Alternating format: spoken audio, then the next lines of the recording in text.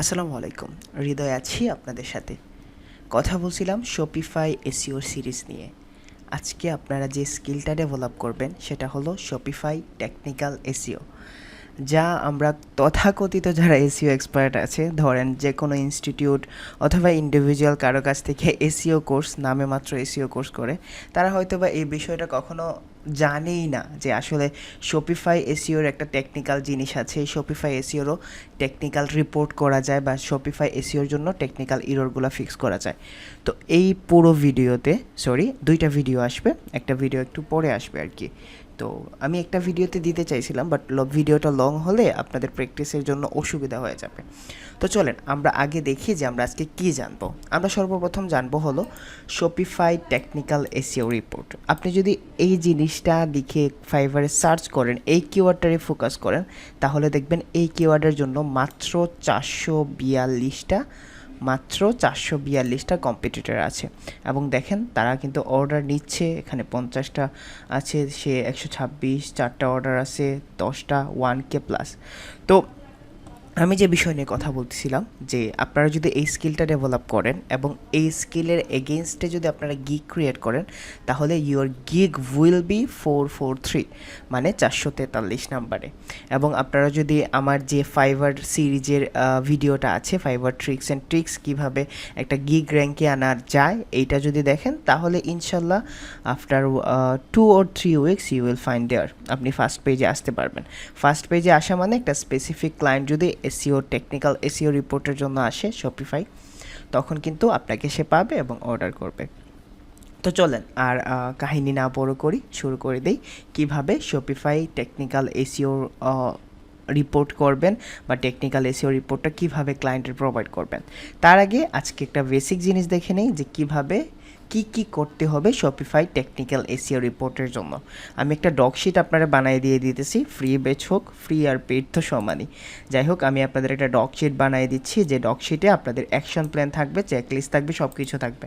এবং কোনো ভাই আমার লাইক কমেন্ট শেয়ার কিছু করতে হবে না, জাস্ট দেখেন, স্কিল ডেভেলপ করেন এবং আর্ন করার ট্রাই করেন। অবশ্যই ফ্যামিলিকে সাপোর্ট করার জন্য করবেন। তো আমি আপনাদের এই যে ডকশিটটা আছে, এই ডকশিটটাও শেয়ার করে দিব ভিডিওর কমেন্ট সেকশনে, ডেসক্রিপশন সেকশনে, যেন আপনারা ইজিলি পেয়ে যান। তো প্রথম কথা হলো শপিফাই টেকনিক্যাল এসইওর জন্য আমাদের কি জানতে হবে বা কি করতে হবে। আমি এখানে লিখে দিচ্ছি যে শপিফাই টেকনিক্যাল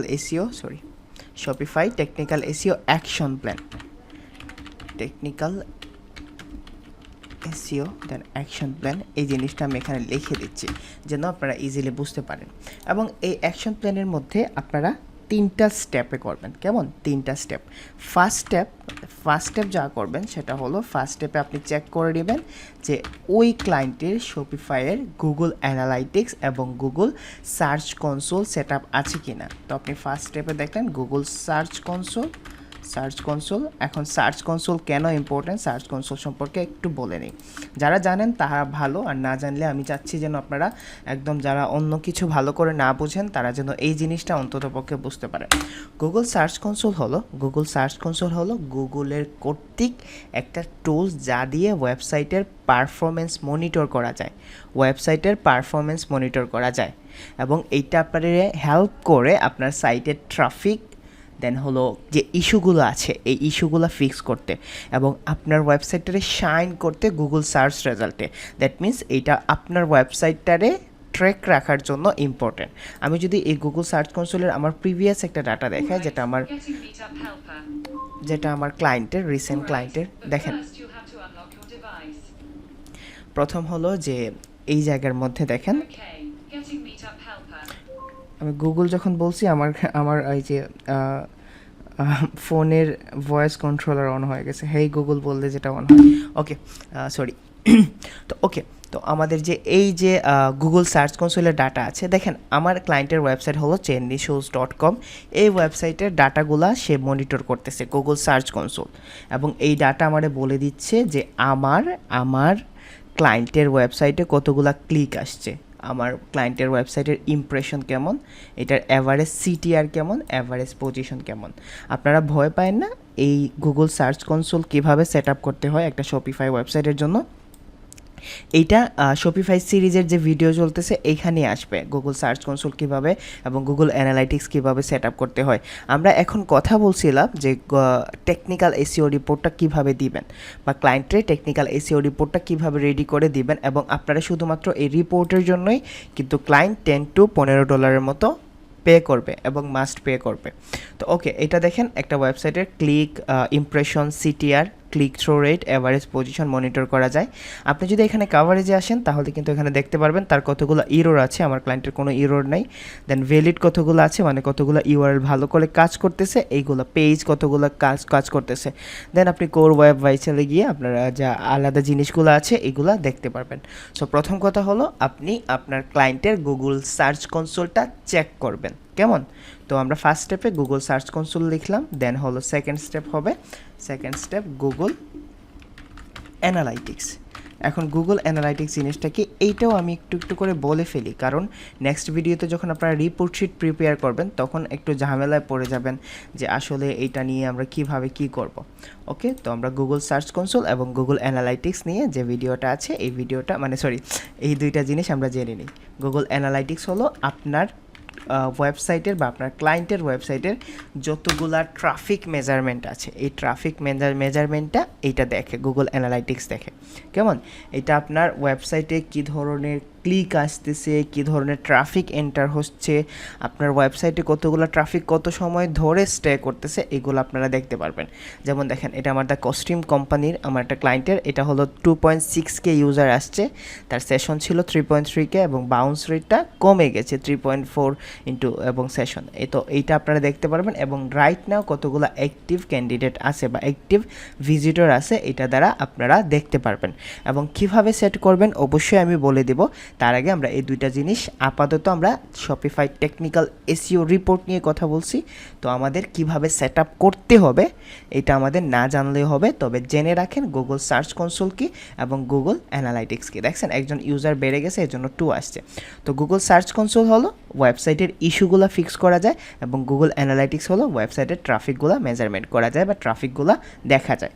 তো আমাদের ফার্স্ট স্টেপে এই দুইটা জিনিস আমরা রিপোর্ট করব ক্লায়েন্টে। দেন সেকেন্ড স্টেপে কি করব আমি বলে দিচ্ছি যে সেকেন্ড স্টেপে আমরা কি করব। তো সেকেন্ড স্টেপ উইল বি এই ওয়েবসাইটের robot.txt ফাইল, robot.txt ফাইল, দেন হলো সাইটম্যাপস কি সেট করা আছে কিনা এইটা চেক করব। ফার্স্ট স্টেপ হলো আমাদের গুগল সার্চ কনসোল গেলো, গুগল অ্যানালাইটিক্স গেলো, দেন হলো robot.txt ফাইল ঠিক আছে কিনা এবং সাইটম্যাপস ঠিক আছে কিনা। এখন হৃদয় ভাই, robot.txt ফাইলটা কি যদি বলতেন। robot.txt ফাইল একটা ওয়েবসাইটের জন্য ইম্পর্টেন্ট, কারণ হলো গুগল কিন্তু একটা ওয়েবসাইটকে র্যাঙ্ক করার জন্য একটা ওয়েবসাইটের কোয়ালিটি জাজ করার জন্য, ধরেন একটা ওয়েবসাইটের কোয়ালিটি কেমন হবে, একটা ওয়েবসাইটে কতগুলো পেজ আছে, এই পেজগুলো জাজ করার জন্য একটা স্পাইডার পাঠায়। এই স্পাইডারটারে বলা হয় রোবট, এবং এই স্পাইডার কী করে, একটা ওয়েবসাইটে গিয়ে লিঙ্ক টু লিঙ্ক ভিজিট করে ওই ওয়েবসাইটটা গুগলের ডাটা বেজে নিয়ে নেয় বা গুগল ইন্ডেক্স করে নেয়, যার কারণে আপনারা যদি কোনো কিছু লিখে গুগলে সার্চ করেন তাহলে ওই ওয়েবসাইটের ডাটাটা আপনার সামনে শো করে। এবং robots.txt ফাইলটা এই জন্য ইম্পর্ট্যান্ট যে আপনার যে একটা ওয়েবসাইট আছে, এই ওয়েবসাইটটা গুগলকে কিন্তু জানাতে হবে যে আমার একটা ওয়েবসাইট আছে, আমি আমার এই ওয়েবসাইটে এই প্রোডাক্টটা সেল করি, এবং এই প্রোডাক্টটা যেন মানুষগুলো সার্চ করলে আমার ওয়েবসাইটটাকে পায়, আমার ওয়েবসাইটটা যেন সামনে আসে, এই জন্য তুমি আমার ওয়েবসাইটটারে ইন্ডেক্স করো। ইন্ডেক্স বলতে বোঝায় যে নিজের ডাটাবেজে নিয়ে আসা। এখন আই থিঙ্ক বুঝতে পারছেন, না বুঝতে পারলেও আপনারা কমেন্ট সেকশনে জানান, আমি আবার দরকার পড়লে শুধু robot.txt নিয়ে একটা ভিডিও করে দিব। তো সাইটম্যাপ জিনিসটা হলো, সাইটম্যাপ একটা ওয়েবসাইটের প্রাণ, যদি আপনারা এখানে দেখেন, এই পিকচারটা দিয়ে আমি দেখাচ্ছি, দেখেন এইটা হলো আপনার ওয়েবসাইট। আপনার ওয়েবসাইটে কিন্তু অনেকগুলো পেজ থাকে, ধরেন এগুলো অনেকগুলো পেজ, এগুলো হলো অনেকগুলো পোস্ট, এগুলো হলো ইমেজ, ভিডিও, যাই হোক এই ধরনের সাইটম্যাপ বলতে বোঝায় যে আপনার ওয়েবসাইটের একটা স্ট্রাকচার অথবা একটা ম্যাপ সুন্দর করে সাজায় রেখে দেবেন, এবং গুগলের robot.txt ফাইলটারে যদি অ্যালাউ করে তাহলে সে আপনার ওয়েবসাইটে মানে আর কি ছন্ন ছাড়াভাবে ঘুরবে না, যে এই ইউআরএলে একবার গেল, গিয়ে দেখলো যে পোস্ট আছে, অন্য একটা ইউআরএলে গিয়ে দেখলো যে ওইখানে ইমেজেস আছে, অন্য একটা ইউআরএলে গিয়ে দেখলো সেখানে কন্টেন্ট আছে। তাহলে গুগলের robot.txt ফাইলটা নিজেই কনফিউশন হয়ে যাবে, আরে ভাই এটা কি দিচ্ছে এটা। তো এই জন্য একটা সুন্দর করে ম্যাপ সাজাই দিতে হয়, যেন গুগলের robot.txt ফাইলটা আসে, ম্যাপটাকে ইন্ডেক্স করে, এবং ম্যাপের মধ্যে আপনি আপনার content, video, image, post, page সবগুলা যদি সুন্দর করে সুবিন্যস্তভাবে রেখে দেন, তাহলে গুগল ইজিলি ওইটা র্যাঙ্ক করতে পারে বা গুগল বুঝতে পারে আপনার ওয়েবসাইটটা কী নিয়ে ক্রিয়েটেড। তো আমাদের শপিফাই টেকনিক্যাল এসইওর যে 2 নাম্বার স্টেপ ছিল, এই 2 নাম্বার স্টেপ হলো robots.txt, দেন হলো সাইট ম্যাপস। এই 2টা জিনিস আর উপরের 2টা জিনিস, এই 4টা জিনিস আমরা রিপোর্ট করব। কিভাবে রিপোর্ট করব, কোন ফরম্যাটে রিপোর্ট করব, নেক্সট ভিডিওতে আসবে। তো আমাদের থার্ড স্টেপ হলো একটা ওয়েবসাইটের যে ইম্পর্টেন্ট এলিমেন্টসগুলো থাকে, এই ইম্পর্টেন্ট এলিমেন্টসগুলো হলো আপনার সাইট স্পিড। নর্মালি ভাবেন সাইট স্পিড জিনিসটা কেমন। ধরেন আমি আমার একটা ক্লায়েন্টের ওয়েবসাইটে এখানে নিয়ে আসছি, ধরেন ব্ল্যাঙ্ক সানগ্লাস ছিল মেবি, ওকে ব্ল্যাঙ্ক সানগ্লাসেস। এখন দেখেন ব্ল্যাঙ্ক সানগ্লাসেসের এই ওয়েবসাইটে আমি ক্লিক করলাম, ক্লিক করার পরে আমি 1 সেকেন্ডের ভেতরে এই ওয়েবসাইটটা লোড হয়ে গেল, 1 সেকেন্ডের ভেতরে এই ওয়েবসাইটটা লোড হয়ে গেল। এখন যদি আপনি একটা ওয়েবসাইটে ক্লিক করেন, ক্লিক করার পরে যদি ঘূর্ণাকারে শুধু ঘুরে কেমন না, আপনি বলবেন এই মামা আপনার নেট স্পিড মানে নেট স্লো নাকি? এটা নেট স্লো না, এটা ওয়েবসাইটের স্পিড স্লো। এখন একটা ওয়েবসাইটের যদি স্পিড স্লো থাকে, তাহলে ওই ওয়েবসাইটের ট্রাফিকগুলো ল্যান্ড করে না। ম্যাক্সিমাম ক্ষেত্রে তাদের টাইমের দাম আছে, তারা দেখে যদি 2 থেকে 3-4 সেকেন্ডের মতো, আপনারা নিজে ভাবেন যদি 3-4 সেকেন্ডের মধ্যে ওয়েবসাইটের স্পিড 3-4 সেকেন্ড থেকে বেশি হয়, তাহলে কিন্তু আপনারা ওই ওয়েবসাইটে আর ভিজিট করেন না। যে ওয়েবসাইট তাড়াতাড়ি লোড হয়ে যায় ওই ওয়েবসাইটে ভিজিট করেন। এবং এটারে বলা হয় ইউআই, মানে হলো ইউজার ইন্টারফেস, বা অথবা ইউজারের যারা আছে না তাদের এক্সপিরিয়েন্স, এই এক্সপিরিয়েন্সের উপর ডিলে করে বা প্রিফার করে একটা ওয়েবসাইটকে কিন্তু গুগল সামনে নিয়ে আসে। যে ওয়েবসাইটের সাইট স্পিড তত বেশি, গুগলের কাছে তত বেশি প্রায়োরিটি পায় ওই ওয়েবসাইট। তো একটা ওয়েবসাইটের সাইট স্পিড কেমন আছে, এইটা আমরা কিভাবে ক্লায়েন্টে রিপোর্ট করব, যে স্যার আপনার ওয়েবসাইটের সাইট স্পিড এইরকম, আপনি এটারে ইনক্রিজ করেন, বা এটারে যেটা আছে এটা ঠিক, এটা কিভাবে রিপোর্ট করবেন এটা পরে দেখাই দিব। তো সাইট স্পিডের পরে আসে হলো মোবাইল ফ্রেন্ডলি। নর্মালি বিশ্বে অনেক উন্নত হয়ে গেছে, এখন ম্যাক্সিমাম মানুষগুলো মোবাইল দিয়ে ব্রাউজিং করে। ইভেন আপনারাও কিন্তু এখন পিসির কাজ মোবাইল দিয়ে চালাইতে পারেন। ধরেন আপনারা টিকটকের সেরা ভিডিও দেখার জন্য কি করবেন, হয়তো টিকটক অ্যাপসে যাবেন, আর না হলে গুগলে সার্চ করবেন যে who is the best actor in TikTok, দেখবেন অপু ভাই অথবা হিরো আলমের নাম চলে আসবে। তো মোবাইল ফ্রেন্ডলি হলো একটা ওয়েবসাইটটা কি মোবাইলে কমফোর্টেবল কি না, মোবাইলের স্ক্রিনে কি পুরো ওয়েবসাইটটা আসতেছে নাকি ভাঙা আসতেছে, ইমেজগুলো কি খুব বড় হয়ে আসছে নাকি নর্মাল শেপে আসছে, এই ধরনের চেকিংয়ের নাম বলা হয় মোবাইল ফ্রেন্ডলি।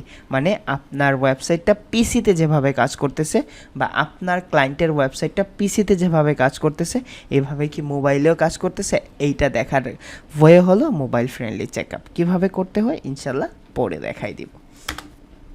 তারপরে যে জিনিসটা আসে মোবাইল ফ্রেন্ডলির পরে যে জিনিসটা আসে সেটা হলো SSL সার্টিফিকেট কি না, SSL সার্টিফিকেট আছে কিনা,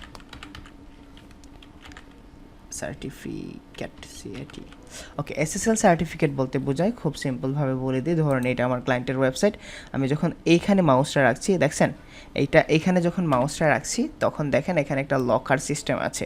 এই লকার সিস্টেমটারে বলা হয় SSL সার্টিফিকেট, সার্ভার সিকিউরিটি আর কি, যে এই ওয়েবসাইটে সবাই জয়েন হতে পারবে, মানে সবাই যে কোনো কান্ট্রি থেকে জয়েন হতে পারবে। এবং দেখেন এখানে STTP এর পরে একটা এস আছে, এই এস দ্বারাই বোঝা যায় যে এটার মধ্যে আপনার সিকিউরিটি করা আছে। সিকিউরিটি ওয়েবসাইটটারে অনেকটা গ্রো করে বলতে বোঝায় আর কি, যে ক্লায়েন্টের ওয়েবসাইটে সেফ থাকে, যে কেউ এখানে জয়েন হওয়ার আগে একবার ভাবে না যে এগুলো কি কোনো ধরনের হ্যাকিং সাইট হবে কি না, কোনো ধরনের পর্নোগ্রাফি সাইট হবে কি না, অথবা রিডাইরেক্ট সাইট হবে কি না। তো SSL সার্টিফিকেট এই জন্যই অনেক ইম্পর্টেন্ট। তারপরে যে জিনিসটা আছে সেটা হলো প্রোডাক্ট স্কিমা করা আছে